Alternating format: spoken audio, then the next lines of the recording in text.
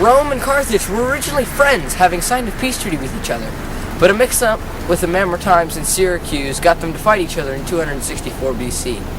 This began the first of 3 Punic Wars fought between Rome and Carthage. Rome won the First Punic War in 241 BC. As a result of the First Punic War being won, Rome gained Sicily, Corsica, and Sardinia, and control over the western Mediterranean. Hannibal made his move on Saguntum to gain the whole of Hispania Peninsula and began the Second Punic War with Rome. Hannibal's plan to attack Rome was to take a shortcut through the Alps and into the Italian peninsula. Fabius of Rome, however, made an attempt to offer peace to Carthage, but he became so frustrated with Carthage delaying the answer that he finally said, "In the folds of this toga I carry peace and war. Take which you will." Carthage again didn't give a direct answer, and Fabius flung his toga around and said, "We give you war." Hannibal went to the Alps where he knew the Romans would be waiting for him. On his way through the Alps, Hannibal was constantly attacked by Gauls and other Celts who dropped boulders on Hannibal's forces.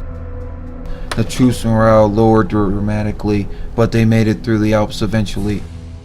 They came out of the Alps with only 20,000 infantry, 6,000 cavalry, and only a few remaining elephants. Luckily, the Celts outside the Alps were friendlier and supplied Hannibal with about 15,000 infantry. Hannibal set a trap for Rome, whom he knew was charging at him. His trap was to place 1,000 infantry and 1,000 cavalry in the riverbeds of the Trebia River. And as Rome pushed him across the Trebia River, his forces would come back out of the river and flank Rome, and they would win the battle. Hannibal's Numidian cavalry dealt with the Roman cavalry, and they hit the Roman flanks with the trap Hannibal set earlier.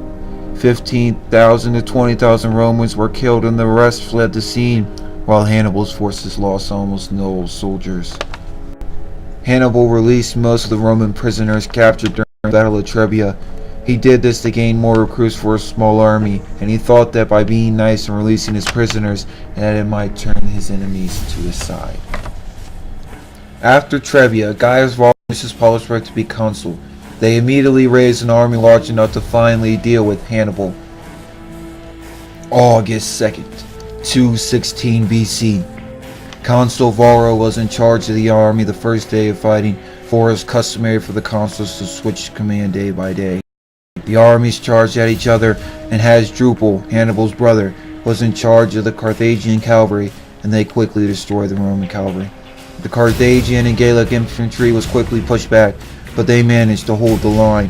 The Romans kept pushing and pushing the infantry back, but they didn't realize that they were pushing so hard, so fast that they were, yet again, walking into Hannibal's trap. Consul Varro fled the scene while his counterpart, Consul Paulus, would try to hold the line and end up dying in battle with his men.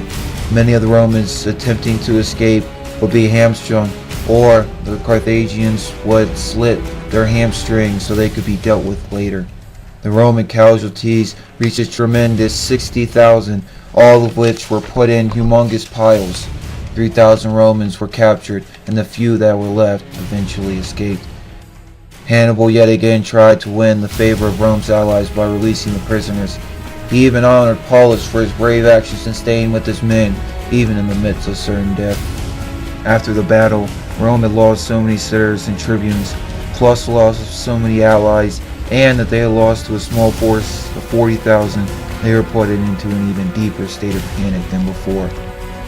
In the midst of their panic, they elected dictator Junius Pera. The new dictator raised a whole new army made of slaves, people owing debt to the government, and non-landowners. He promised to free the slaves and erase the debt. This Roman resiliency made Hannibal's spirit drop, because then he knew that there was no way the Romans would quit in their endeavor to kill him and his army. After winter was over, Marcus Marcellius was placed in charge of Rome's southern army, and he set a trap for Hannibal. He pretended he was suppressing a revolt, and Hannibal took the bait and attacked him while he thought he was busy. They fought to a draw, and Hannibal withdrew. This proved to Rome that Hannibal wasn't invincible. and Hannibal desperately needing reinforcements, and so he bloodlessly captured the city of Tarentum, a major port city. But he received no reinforcements due to Carthage being low on troops and non-supportive of his efforts. In 210 BC, Carthage met Rome at Syracuse. They fought, and Carthage lost so badly that they lost all of their army. The only remaining Carthaginian forces were left with Hannibal in Italy. So Carthage sued Rome for peace. But it was just a time saver to have Hannibal return to Carthage so he could attack Rome. Hannibal made it safely back to Carthage, and he met Publius Scipio outside of Zama near the Baghdadese River. Their battle would be the last battle of the Second Punic War. In a battle near Zama, Publius Scipio took on Hannibal. For once, Rome's cavalry was better than Carthage's, but Carthage had home field advantage and brought many elephants to the fight, including around 60. Scipio knew Hannibal would charge his elephants right at the Roman soldiers, so he trained the men beforehand in how to scare and funnel the elephants. So when the elephants charged, Scipio's troops were able to change formation to leave spaces big enough for elephants to pass through, and made as much noise as possible, banging metal on metal and screaming at the top of their lungs. This scared most of the elephants right into the funnels and away from the battle. Some elephants, on the other hand, got so scared that they turned completely around and charged straight at Hannibal's forces. As the elephants were dispersed from the battle, Hannibal sent his troops directly at the Roman army. The numbers were equivalent, but Scipio decided to use the same strategy Hannibal did at the Battle of Cannae. As Hannibal's men charged, Scipio's forces enveloped and destroyed them. Scipio defeated Hannibal so badly that Hannibal escaped back to Carthage and immediately told them to surrender. Thus, the Second Punic War has ended, and Rome yet again has made Carthage pay a price for losing. Rome made Carthage pay 10,000 gold talents, and they made Carthage give up all of their warships but 10, which are the line of defense. But from Hannibal's point of view, he became the leader of Carthage and brought it back to a prosperous state. Rome didn't like the fact that Hannibal was bringing Carthage to a state in which they could once again retaliate against Rome. So they, along with some fighting in the Carthaginian Senate, forced Hannibal to leave.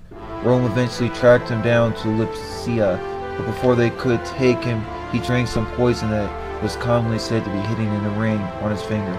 Before he died, he left a single note saying, Let us relieve the Romans from the anxiety they have so long experienced, since they think it tries their patience too much to wait for an old man's death. Soon after, a third Punic War was begun and won by Rome. This third Punic War would spell the end of Carthage. Rome, on the other hand, would continue to be prosperous for many more years to come. Hannibal Barca would go on to become one of the most famous military leaders of all time, due to the fact that he defeated Rome's large armies multiple times with a small, limited force such as his. His tactics and strategy even rival the military leaders of today.